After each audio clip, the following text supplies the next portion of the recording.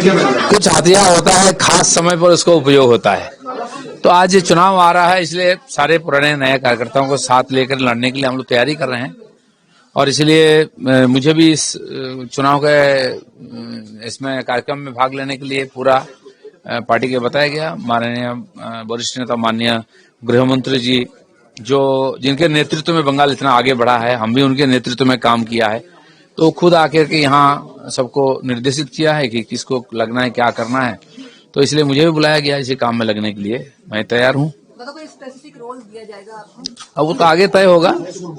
चुनाव का तैयारी चल रही है, अभी सभा भी शुरू होने वाला है, धीरे धीरे सबका रोल बताया जाएगा।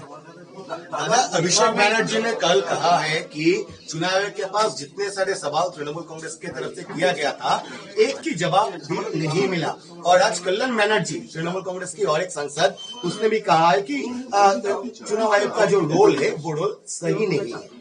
नहीं, उनको तो कभी सही नहीं लगता। सुप्रीम कोर्ट भी ठीक नहीं लगता है, पार्लियामेंट का विषय भी उनको ठीक नहीं लगता है। यहाँ सेंट्रल फोर्स क्यों आता है, सेंट्रल लीडर्स क्यों आते हैं, होम मिनिस्टर क्यों आते हैं, हर जगह उनका प्रश्न है। इसका सब उत्तर नहीं होता है। एसआईआर केवल बंगाल में नहीं हो रहा है, पूरा देश में हो रहा है। और ये पहली बार नहीं हो रहा है, 10-12 बार हो गया है। किसी को कोई प्रॉब्लम नहीं है, कोई कंप्लेन नहीं है। 58 लाख से ज्यादा नाम जो फॉर्म आया नहीं है, वो तो क्या, उसमें कोई कंप्लेन नहीं है। अब किसी को बुलाया जा रहा है स्क्रूटिनी के लिए, हियरिंग के लिए, उसमें कोई प्रॉब्लम है तो वो समझेगा। उसमें प्रश्न खड़ा करके पूरा सिस्टम को डिस्टर्ब करना, ये जो उद्देश्य है, ये तो मानेगा नहीं चुनाव कमीशन। उनका जिम्मेदारी है इसको पूरा करना।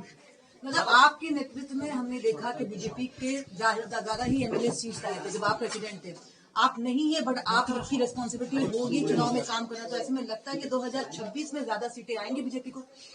बिल्कुल ज्यादा नहीं है, यहाँ पूरा मेजोरिटी के साथ बीजेपी आएगी। क्योंकि हम सोचिए 2021 में मैं भी प्रेसिडेंट था, उसी समय लड़ाई हम लोगों ने, और वातावरण उस समय हम लोग लड़ भिड़ के बनाए थे। हमारे युवा कार्यकर्ता और केंद्रीय नेतृत्व को मिल करके पूरा जबरदस्त उन्होंने जो माहौल खड़ा किया था, उसमें लोगों को भी लगा था हाँ जीत सकता है, लोगों ने वोट दिया।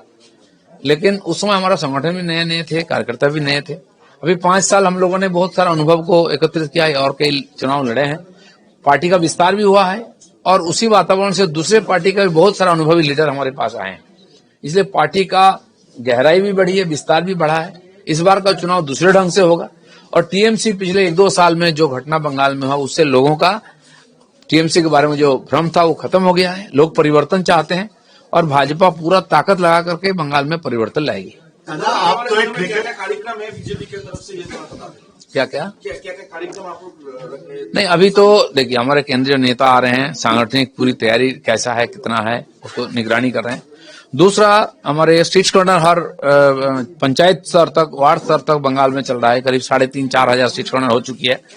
और हमारे बड़े नेता सभा भी कर रहे हैं और अगले सप्ताह शायद बड़ी सभाओं की ऊपर ध्यान दिया जाएगा। क्योंकि यहाँ बोर्ड एग्जाम होने से बंगाल में कोर्ट के आदेश के अनुसार यहाँ माइक बंद हो जाता है। तो फरवरी मार्च में शायद सभा ना हो पाए, जिसे जनवरी में ही हम लोग सभा का आयोजन करेंगे। उसका सूची भी बन चुकी है, हमारे सारे बड़े लीडर यहाँ सभा में लग जाएंगे। अभिषेक बंदोपाध्याय कल से सड़कों पे रहेंगे और चुनाव में प्रचार में वो लग गए, क्या कहना चाहिए? ठीक है, उनके पास एकाध नेता है तो उनको सब कुछ करना पड़ता है।